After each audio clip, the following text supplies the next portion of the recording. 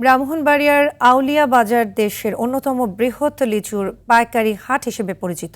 প্রতিদিন কোটি টাকার লিচু বেচাকেনা হলেও বেহাল সড়ক, ডাকাতির আতঙ্ক ও পথে হয়রানির অভিযোগে এই হাটে আসতে অনীহা প্রকাশ করছেন বিভিন্ন জেলার পাইকাররা। ফলে ক্ষতির মুখে পড়ার আশঙ্কা করছেন কৃষক ও ব্যবসায়ীরা। আখাউড়া প্রতিনিধি সাদ্দাম হোসেনের পাঠানো তথ্যচিত্রে জানাচ্ছেন আবরার মাহি। ভোর হওয়ার আগেই দেশের বিভিন্ন জেলা থেকে পাইকাররা ছুটে আসেন বিজয়নগরের আউলিয়া লিচু হাটে।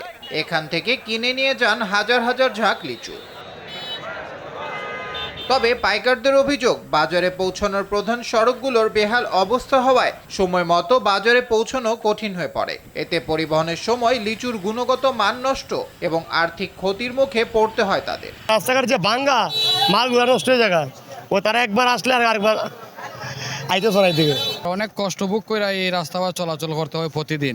অন্যদিকে শুধু সড়কের দুরবস্থাই নয়, পথে ডাকাতির ভয়ও তাড়া করে বেড়ায় পরিবহন শ্রমিকদের। রাস্তার মাঝে ডাকাইতে ধরে, যার কারণে আমার আইতে বইভা। এই জন্য আমরা এটা ফজর আজানের সময় চান্দুরা একটু আমরা রেস্ট নেওয়ার পরে ফজর আজানের পরে আমরা আসি। দ্বিতীয় কথা হইলো আপনার হেরাটা জমাটা একটু বেশি নেই। পুলিশের জায়গায় জায়গায় আপনার দিত, এখন যাইতে জানি না আরো কত দেওয়া লাগবে। এদিকে কৃষি বিভাগ বলছে এবার আবহাওয়া অনুকূলে থাকায় লিচুর ফলন ভালো হয়েছে, তবে বাজার ব্যবস্থাপনা ও যাতায়াত সমস্যা সমাধানে কাজ করা হচ্ছে। কৃষি বিভাগের পক্ষ থেকে কৃষকদেরকে টেকনিক্যাল যত পরামর্শ আছে, কখন সেচ দিতে হয়, এগুলো আমরা পরামর্শ দিয়ে গেছি।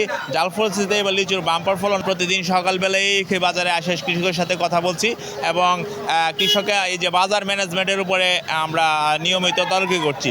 সড়কের বেহাল অবস্থা, ডাকাতির আতঙ্ক ও যাতায়াতজনিত দুর্ভোগ দূর না হলে ভবিষ্যতে এ বাজারের প্রতি পাইকারদের আগ্রহ আরও কমে যেতে পারে বলে আশঙ্কা সংশ্লিষ্টদের।